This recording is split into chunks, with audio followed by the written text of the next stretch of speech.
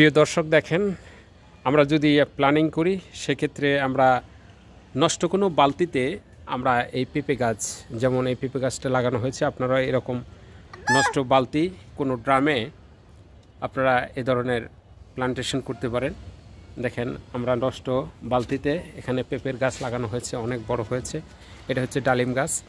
এই কোনো পরিত্যক্ত ড্রাম, ছোট ড্রাম, সেখানে মাটি দিয়ে লাগানো হয়েছে, অনেক বড় হয়েছে। দেখেন এটা হচ্ছে তুলসী গাছ। তুলসী গাছ অনেক উপকারে আসে, ঠান্ডা জ্বর এছাড়াও অনেক ধরনের উপকার আছে এই তুলসী গাছে। এটা আমরা এই প্যান আছে যেটা টয়লেটে ব্যবহার করা হয়, সেই প্যানে কিন্তু লাগানো হয়েছে একটু মাটি দিয়ে। আর এটা হচ্ছে আমরা যে খাবার পানি খাই দোকানে, সেই খাবার পানির বোতলে কেটে এর ভিতর মাটি দিয়ে এখানে লাগানো হয়েছে।